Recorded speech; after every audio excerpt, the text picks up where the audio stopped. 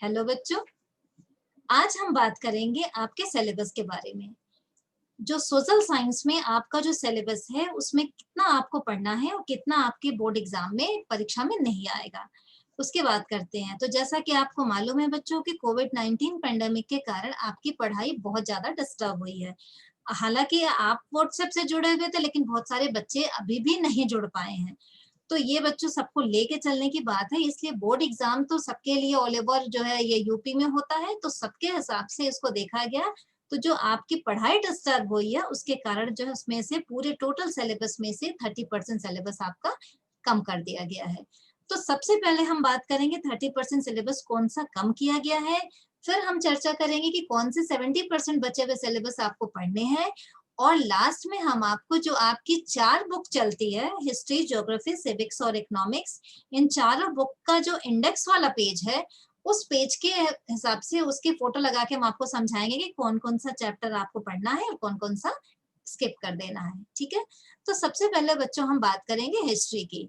तो इस जो है कोविड-19 के कारण जो 30% चैप्टर जो हिस्ट्री और आपका लाइन से जो चारों उसमें निकाला गया, उसमें हम बताएंगे कौन कौन सा चैप्टर नहीं पढ़ना है। तो हिस्ट्री में बच्चों बात करते हैं, सबसे पहले आपको नॉर्मली ये जानना है कि हम हिस्ट्री में 8 चैप्टर होता है। ठीक, 8 चैप्टर जो 3 खंड में विभाजित है। पहले खंड में 3 चैप्टर, दूसरे खंड में 3 चैप्टर, तीसरे खंड में आपका केवल 2 चैप्टर होता है, लेकिन इसमें से केवल आप 5 चैप्टर ही पढ़ते थे। ठीक है, नॉर्मली हम 5 चैप्टर पढ़ते थे, तो इस 5 में से भी 2 चैप्टर हटा दिया गया, तो केवल आपको इतिहास में कितना पढ़ना है, 3 चैप्टर।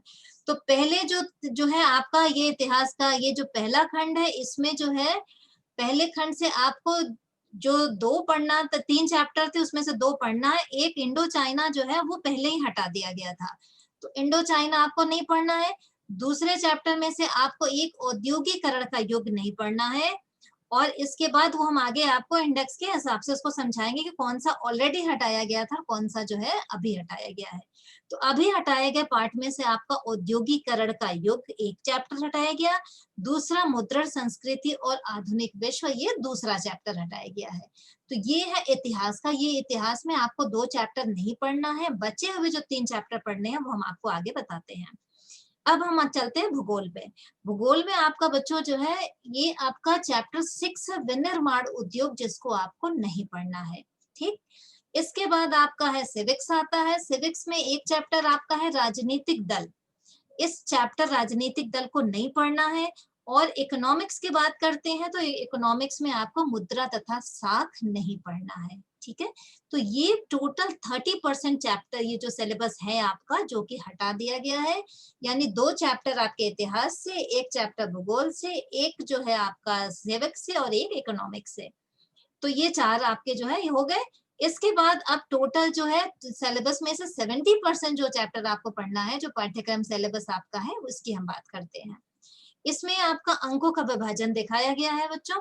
ये भारत और समकालीन विश्व 2, यानी कि इतिहास में 20 नंबर के आएंगे, भूगोल में भी आपका 20 नंबर का क्वेश्चन आएगा, सिविक्स और इकोनॉमिक्स में 15-15 नंबर के आपके प्रश्न आएंगे। टोटल ये आपके हो गए 70 नंबर के। ठीक है, 20-20 40 और ये 50 55 और ये 65 और तो ये 70। तो ये पूरे आपके 70 नंबर के रिटर्न आपके हैं। इसके अलावा जो 30 नंबर का प्रोजेक्ट है, इसमें 10-10 नंबर के आपके 3 जो है प्रोजेक्ट कार्य हैं, जिसमें आपके टेस्ट भी होते हैं और इसमें प्रोजेक्ट वर्क भी आपका होता है। तो उस पे आपके टोटल ये 70 + 30 जो है ये 100 नंबर के आपके पेपर होते हैं। ठीक है, अब हम बात करते हैं कि ये जो 70% का जो चैप्टर बचा हुआ है, ये सिलेबस आपका वो क्या है। तो सबसे पहले बात करेंगे इतिहास की। इतिहास में जो पहला खंड है हमारा घटनाएं और प्रक्रियाएं, इसका आपको 2 चैप्टर दोनों पढ़ना है। एक जो इंडो चाइना था वो ऑलरेडी हम नहीं पढ़ते थे, तो ठीक है, तो इसका 2 हमको पढ़ना है। यूरोप में राष्ट्रवाद का उदय एक, दूसरा भारत में राष्ट्रवाद, ये 2 चैप्टर हमको पहले खंड से पढ़ना है। दूसरा खंड हमारा है जीविका, अर्थव्यवस्था और समाज। इसमें हम एक चैप्टर पढ़ेंगे भूमंडलीकृत विश्व का बनना, और इसके बाद केवल इस उसमें टोटल हमारे हो गए 3 चैप्टर। तीसरे खंड का हमको नहीं पढ़ना है। काम, आराम और जीवन हम पहले से नहीं पढ़ते थे, मुद्रण संस्कृति आपका हटा दिया गया है, तो हमारे केवल 3 चैप्टर हमको ये पढ़ने हैं। इसके अलावा हमारा मैप भरने को आता है। मैप भरने के लिए बच्चों भारत की रूपरेखा यानी राजनीतिक मानचित्र आपको पॉलिटिकल मैप दिया जाएगा भरने के लिए। उसमें वो पॉलिटिकल मैप केवल आपके चैप्टर 2 या जो भारत में राष्ट्रवाद है इसी से रिलेटेड क्वेश्चन आपको आएंगे। ये क्वेश्चन क्या होंगे ये यहाँ दिया हुआ है कि भारतीय राष्ट्रीय कांग्रेस के अधिवेशन कहाँ-कहाँ हुए थे। तो ये टाइम पीरियड जो आपको बताया है 1918 से 1930 के बीच में जो घटनाएं हुई थी उसके बारे में हम बात करेंगे यहाँ पर, वही आएगा मैप में भरने को। तो जैसे ये क्वेश्चन पूछ दिया कलकत्ता में सितंबर 1920 को कांग्रेस का अधिवेशन हुआ था, तो आपको मानचित्र भरने के लिए जो आएगा वो पूछेगा वह स्थान जहां 1920 में सितंबर में कांग्रेस का अधिवेशन हुआ था। मानचित्र में उस स्थान को दर्शाइए जहां 1920 दिसंबर में कांग्रेस का अधिवेशन हुआ था, तो आप नागपुर दिखा देंगे, ठीक है। इसी तरह मद्रास, इसी तरह लाहौर। अगला हम इस तरह भी पूछा जा सकता है बोर्ड परीक्षा में कि नील की खेती करने वाले किसानों के लिए गांधी जी ने सत्याग्रह आंदोलन कहाँ चलाया था, मतलब बिहार के चंपारण में। या फिर गांधी जी ने किसानों के लिए, गुजरात में किसानों के लिए सत्याग्रह आंदोलन कहाँ चलाया, तो आपको खेड़ा दिखाना है। इसी तरह असहयोग आंदोलन का उद्घोष कहाँ से किया गया, कहाँ से ये बात आई, तो यानी चौरी चौरा दिखाना है। दूसरा एक और ये जैसे आ सकता है कि जलियांवाला बाग हत्याकांड जहां हुआ था उस स्थान को मानचित्र में दिखाइए, तो ये अमृतसर पंजाब, ठीक। तो ये हो गई बच्चों इतिहास की बात। अब हम करते हैं भूगोल की बात। भूगोल दूसरा हमारा इकाई 2 समकालीन भारत 2 यानी भूगोल। इसमें हमारा जो है इकाई 1 है जिसमें संसाधन एवं विकास हमको पढ़ना है। दूसरा वन एवं वन्य जीव संसाधन भी पढ़ना है। तीसरा जल संसाधन। लेकिन इन दोनों की एक बात ध्यान रखनी है कि चैप्टर 2 और चैप्टर 3 ये जो दोनों, ये एक निर्देश दिया हुआ है कि वन एवं जीव संसाधन एवं जल संसाधन से बोर्ड परीक्षा में प्रश्न नहीं आएंगे, ये आपको ध्यान रखना है। किंतु आपको मैप भरने के लिए से आएगा। दूसरा प्रोजेक्ट से संबंधित कार्य भी इस चैप्टर से आपको दिए जा सकते हैं।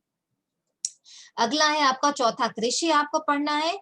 फिर इकाई 2 में आपका है खनिज तथा ऊर्जा संसाधन। सातवां राष्ट्रीय अर्थव्यवस्था की जीवन रेखाएं। तो ये बच्चों हो गया भूगोल। इसमें भूगोल में मैप की बात करते हैं। इसमें भी आपको भारत का राजनीतिक मैप भरने को आएगा, जिसमें अध्याय 1 संसाधन और विकास में से आपको मृदा के प्रमुख प्रकारों की पहचान करनी होगी, ठीक है। इसके बाद है आपका चैप्टर 3 जल संसाधन, जिसमें आपको ये जल संसाधन जो कुछ है सलाल या भाखड़ा नागल बांध, ये बांध को दर्शाना है।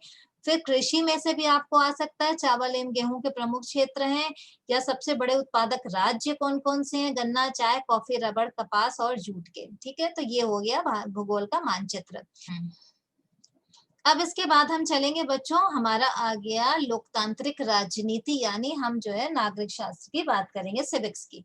सिविक्स में हमारा अध्याय 1 और 2 सत्ता की साझेदारी और संघवाद पढ़ना है। तीसरा लोकतंत्र और विविधता, ये भी पढ़ना है। फिर अध्याय 5 आपका है लोकप्रिय संघर्ष और जन आंदोलन, ठीक है। अगला है जाति, धर्म और लैंगिक मसले। तो ये चैप्टर आपको पढ़ना है, लेकिन इस चैप्टर के बारे में कहा गया है कि ये जो है आपको प्रोजेक्ट कार्य के रूप में इस चैप्टर से संबंधित जो है आपको प्रोजेक्ट दिया जा सकता है जाति, धर्म और लैंगिक मसले पर, ठीक है। फिर आपका जो है लोकतंत्र के परिणाम और इसके बाद लास्ट है लोकतंत्र की चुनौतियां। तो ये 8 चैप्टर आपके आएंगे सिविक्स से, ठीक है, काटने के बाद। अब है हमारा इकोनॉमिक्स यानी अर्थशास्त्र, आर्थिक विकास की समझ, हमारी किताब का नाम है। इसमें हम आपको पढ़ना है पहला चैप्टर विकास, दूसरा भारतीय अर्थव्यवस्था के कार्य क्षेत्र पे पढ़ना है, तीसरा स्किप किया गया है, चौथा भूमंडलीकरण तथा भारतीय अर्थव्यवस्था यानी वैश्वीकरण की बात करेंगे, पांचवा उपभोक्ता अधिकार, और इसके बाद प्रोजेक्ट कार्य की बात करते हैं। तो ये आपका इकोनॉमिक्स हो गया कंप्लीट। अब हम प्रोजेक्ट कार्य की बात करते हैं। तो प्रोजेक्ट कार्य में आप जो है बच्चे भारत के विभिन्न क्षेत्रों के लोगों की वेशभूषा तथा विशिष्ट ग्रामीण भवनों के छायाचित्र एकत्र कर सकते हैं तथा परीक्षण कर सकते हैं कि क्या उस क्षेत्र की जलवायु परिस्थितियों तथा भू आकृति यानी रिलीफ से कोई संबंध वो प्रदर्शित करते हैं, ठीक। इसके अलावा शिक्षार्थी पिछले दशक में खेती की पद्धति में आए परिवर्तनों तथा गांव में प्रचलित विभिन्न सिंचाई की विधियों पर संक्षिप्त रिपोर्ट भी लिख सकते हैं। या फिर आप पोस्टर बना सकते हैं, क्षेत्र में जल प्रदूषण या वनों का क्षरण तथा ग्रीन हाउस प्रभाव। इसमें से कोई भी समान गतिविधि कुछ भी चुनी जा सकती है और विद्यार्थियों को, प्रत्येक विद्यार्थी को निम्नांकित प्रोजेक्ट कार्य करना होगा। एक जो है आपदा प्रबंधन पर आधारित है, दूसरा लोकप्रिय संघर्ष तथा जन आंदोलन, ये तो बताया गया है। लेकिन इसमें दिया गया है कि शिक्षक अपने विवेकानुसार पाठ्यक्रम से संबंधित प्रोजेक्ट कार्य छात्र छात्राओं को दे सकते हैं। मतलब इसके अलावा हम दूसरा भी कुछ आपको दे सकते हैं, ठीक है। ये है प्रोजेक्ट कार्य हेतु अंकों का विवरण जो कि दिया हुआ है। इसमें किस किस उस पे आपके प्रोजेक्ट में आपको मार्क्स मिलेंगे। 2, 3, 4, 5 नंबर के ये प्रोजेक्ट के आपके होते हैं, बाकी आपका 5 नंबर का टेस्ट होता है। इस तरह 3 टेस्ट होंगे, 3 आपके प्रोजेक्ट होंगे, ठीक। अब हम बात करते हैं बच्चों आगे, जो टोटल 15 नंबर दिया है ना, त्रैमासिक टेस्ट के आपके 15 नंबर और 15 नंबर आपके प्रोजेक्ट के होते हैं। अब हम आपको आपके जो है जो बुक है चारों, हिस्ट्री, ज्योग्राफी, सिविक्स और इकोनॉमिक्स, उसका ये मैं विषय सूची निकाल के लाई हूँ। इस विषय सूची से हम समझेंगे। तो पहले हम इतिहास को देखेंगे। इतिहास का पहला खंड है घटनाएं और प्रक्रियाएं, जिसका यूरोप में राष्ट्रवाद का उदय, आपको ये चैप्टर पढ़ना है, और भारत में राष्ट्रवाद पढ़ना है। और इंडो चाइना में राष्ट्रवादी आंदोलन, हमने आपको पहले भी बताया कि ये ऑलरेडी हम नहीं पढ़ते थे। हम जो है टोटल 8 चैप्टर आपको दिया हुआ ना, ये यहाँ तीसरे खंड तक 8, इसमें से हम केवल 5 चैप्टर पढ़ते थे, जिसमें से ऑलरेडी कौन कौन सा नहीं पढ़ते थे। दूसरा इंडो चाइना में राष्ट्रवादी आंदोलन, और ये छठा काम, आराम और जीवन, और 8वां उपन्यास, समाज और इतिहास, ये हम ऑलरेडी नहीं पढ़ते थे। तो बच्चे हमारे 5 में से हमको ये पहला और ये तीसरा और ये चौथा यही पढ़ना है, ठीक। ये 1, 2, 3 चैप्टर हो गए। और कौन सा स्किप किया गया है इस बार पेंडेमिक के चलते, तो ये औद्योगिकरण का युग और मुद्रण संस्कृति और आधुनिक दुनिया, ये 2 चैप्टर आपके इस पेंडेमिक के कारण जो है कोविड-19 के चलते इसको हटा दिया गया है, ठीक है।